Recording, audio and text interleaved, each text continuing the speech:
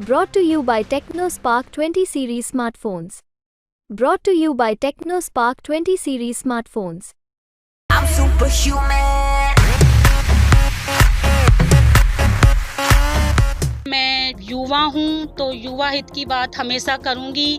मैं तो यही कहना चाहती हूँ कि पार्टी में अगर युवा वर्चस्व आता है तो जोश जुनून उत्साह की बढ़ोतरी पार्टी में होती है, पार्टी कार्यकर्ताओं में होती है। और मैं मानती हूँ कि बदलाव प्रकृति का नियम है, समय समय पर बदलाव होना चाहिए, हर स्तर पर होना चाहिए, पार्टी स्तर पर होना चाहिए और बदलाव को स्वीकार भी करना चाहिए। जो हमारे आदर्श हैं, जो हमारे सीनियर लीडर्स हैं, उनको सहर्ष युवाओं को आगे करना चाहिए, उनके ऊपर हाथ रखना चाहिए, क्योंकि अगर हमें वास्तव में पार्टी हित में अगर सोचते हैं तो युवाओं को आगे खड़ा करना होगा और जब ही हमारी पार्टी जिंदा हो सकती है। आगामी लोकसभा चुनाव में दौसा लोकसभा क्षेत्र से पानी का मुद्दा अहम हो गया है और हर राजनेता, हर पार्टी पानी में अपना अपना रंग भरना चाहती है, जमाना चाहती है। हमारे साथ आज मौजूद हैं राजेश्वरी मीणा, जिन्होंने ईआरसीपी के लिए पैदल से लेकर प्रधानमंत्री नरेंद्र मोदी की आम सभाओं में ईआरसीपी के झंडे लहराए थे और भारत जोड़ो यात्रा में भी राहुल गांधी के सामने ईआरसीपी का झंडा बुलंद किया था, जिसकी तस्वीरें खूब वायरल हुई थी। कुछ बात करते हैं राजेश्वरी जी, जिस तरीके से संघर्ष हुआ है, लेकिन जिस तरीके से ईआरसीपी पर राजनीति हुई, क्या लगता है कि कौन कहाँ 19-20 हो रहा है? देखिए, ईआरसीपी पूर्वी राजस्थान नहर परियोजना ये 13 जिलों का प्रोजेक्ट था, जिसमें पानी की समस्या से पूर्वी राजस्थान की जनता को निजात मिलती है अगर ये प्रोजेक्ट धरातल पर आता है। विगत 2 साल से हम गांव-गांव, ढाणी-ढाणी में व्यक्तिगत स्तर पर, संगठन के स्तर पर ईआरसीपी महापंचायतें, जन जागरूकता अभियान और जन जागरूकता रैलियां, अपने हर स्तर पर हमने ईआरसीपी के लिए आंदोलन किए। चुनावी माहौल है, अभी विधानसभा के चुनाव गया है, लेकिन मुझे लगता है कि ईआरसीपी का जो मुद्दा था, जो पूर्वी राजस्थान का बहुत बड़ा मुद्दा था, वो चुनावी विधानसभा चुनाव में भी गौण हो गया था। पार्टियों के द्वारा पूर्वी राजस्थान की जो किसान हित का, जनहित का इतना बड़ा मुद्दा था, उसे गौण कर दिया गया था इन नेताओं के द्वारा, पार्टियों के द्वारा। अब आगामी लोकसभा इलेक्शन आए हैं।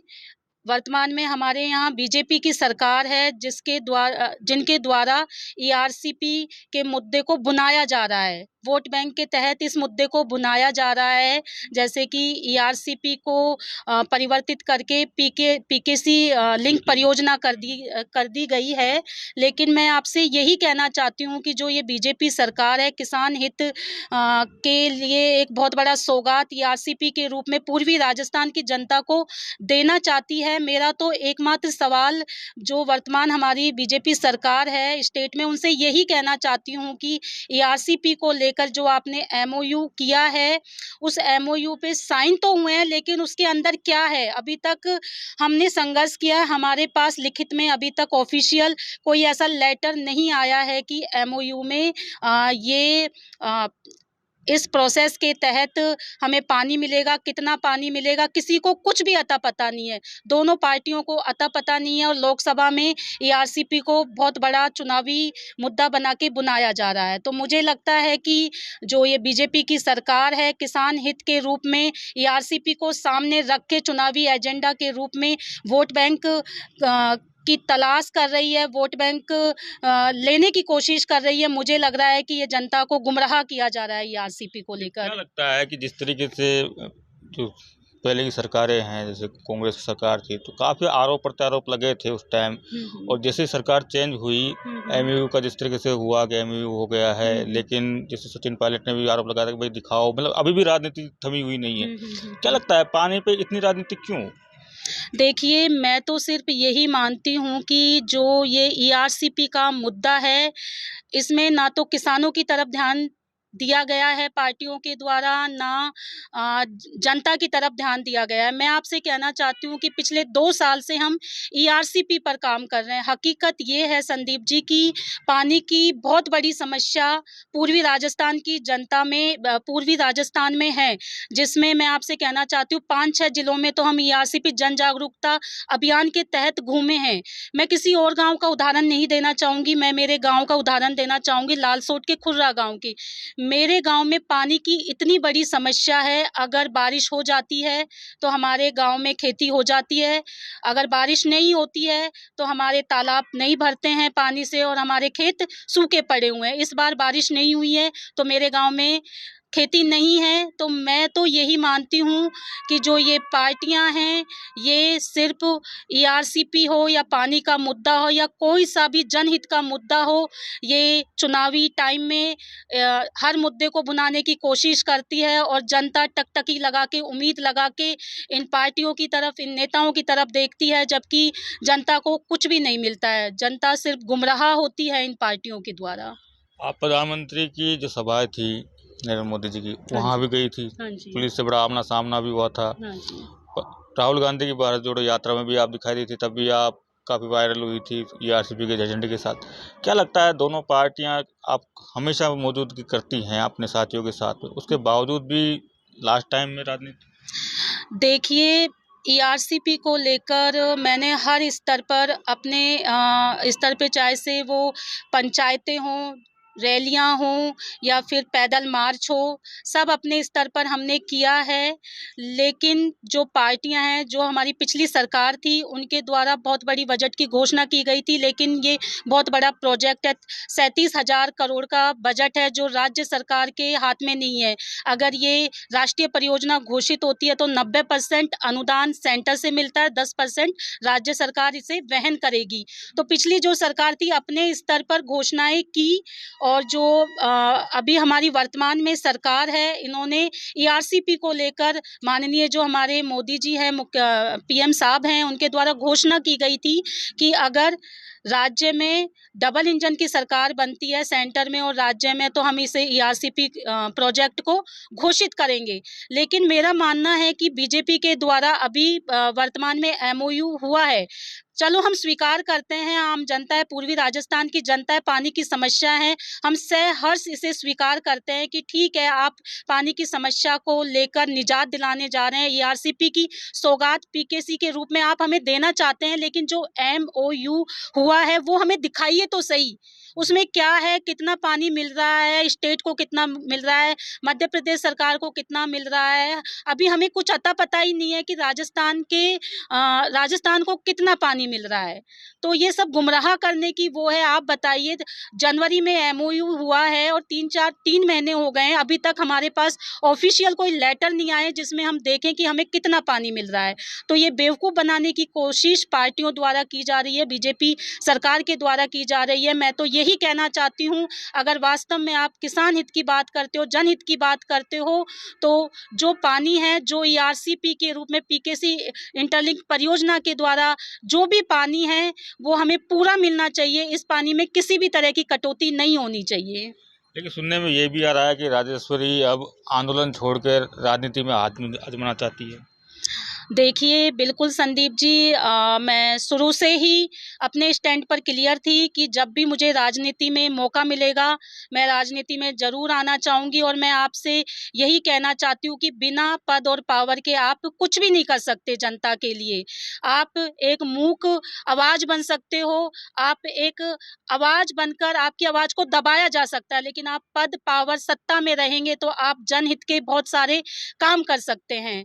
तो मैं बिल्कुल राजनीति में आ रही हूँ और मेरे राजनीति में एंटर होने का जो उद्देश्य था, वो ये नहीं था कि मैं सीधे संगठन में घुसूँ, कोई बड़ा पद लेकर मैं राजनीति में प्रवेश करूँ। मेरा शुरू से एक ही उद्देश्य था कि मैं राजनीति में धरातल पर जाऊं, लोगों की समस्याएं देखूं, लोगों की समस्याओं को पढ़ूं, उनसे वाकिफ हूं, उन समस्याओं को जानूं, उनके लिए लड़ूं। तो मैं धरातल पर पहुंचकर जनता के बीच में उन समस्याओं को समझना चाहती थी, लड़ना चाहती थी, और मैंने रास्ता राजनीति का दूसरा अपनाया। मैंने जनता की जो समस्याएं हैं, आम समस्याएं हैं, चाहे से वो पानी की समस्या हो, चाहे से वो महिला समस्याएं हो, युवाओं की समस्या हो, जैसे बेरोजगारी की समस्या हो, मैंने हर समस्या को अपनी नज़रों से देखा है, उनके लिए महसूस किया है, उन समस्याओं के उनके लिए लड़ी हूँ, और मुझे पता है कि मैं वास्तव में इन समस्याओं से जुड़ी भी हूँ।